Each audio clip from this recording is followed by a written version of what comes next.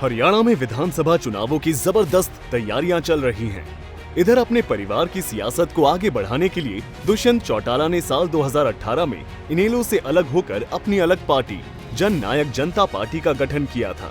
उस वक्त किसी को मालूम नहीं था कि नई नवेली जेजेपी साल 2019 के विधानसभा चुनावों में कमाल कर देगी और जिस नई पार्टी को लेकर सभी दल एक भी सीट ना जीतने की बात कर रहे थे, वही पार्टी 10 सीटों पर जीत हासिल करके सत्ता पर काबिज हो जाएगी। बीजेपी को सहारा चाहिए था और जेजेपी के पास जादुई आंकड़ा था। बस फिर क्या था, साल 2014 में सबसे युवा सांसद बने दुष्यंत चौटाला एक बार फिर बड़ी गद्दी पर विराजमान हो गए और प्रदेश के उप मुख्यमंत्री बन बैठे। साल 2019 के विधानसभा चुनाव में बीजेपी ने 40 सीटें जीती, कांग्रेस को 31 सीटें मिली, जेजेपी ने 10 सीटों पर जीत दर्ज की, तो इनेलो 1 और हलोपा 1। 7 निर्दलियों ने भी जीत दर्ज की। बीजेपी जेजेपी के गठबंधन के बाद से ही पूरे प्रदेश की राजनीति में हलचल हो रही थी। हर दल बस इंतजार गठबंधन टूटने का कर रहा था।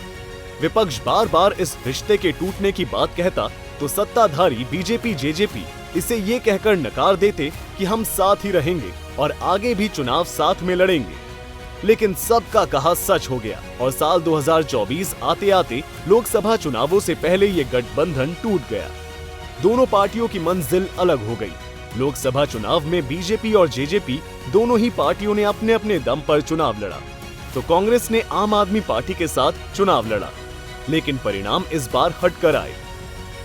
लोकसभा चुनाव के नतीजों में इस बार बीजेपी को 5 सीटें मिली, कांग्रेस ने 5 सीटें जीती, इनेलो 0, जेजेपी 0। हालांकि लोकसभा चुनाव के बाद कांग्रेस और आम आदमी पार्टी का गठबंधन भी टूट गया। एक दूसरे का साथ देने वाले एक दूसरे पर कटाक्ष करने लगे। अब विधानसभा चुनाव से पहले इनेलो और बसपा ने गठबंधन कर लिया है और जीत का दावा किया जा रहा है। हालांकि सभी की निगाहें जननायक जनता पार्टी पर टिकी हैं कि अब पार्टी का अगला कदम क्या होगा। लेकिन इशारों इशारों में जेजेपी के राष्ट्रीय अध्यक्ष डॉक्टर अजय चौटाला और दिग्विजय चौटाला ने एक बड़ा संदेश भी दे दिया है। सुनिए।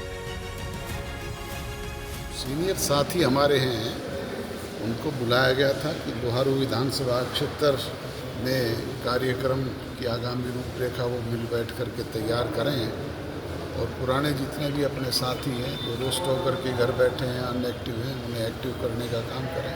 चुनाव तैयारी के सिलसिले में लगे हुए हैं।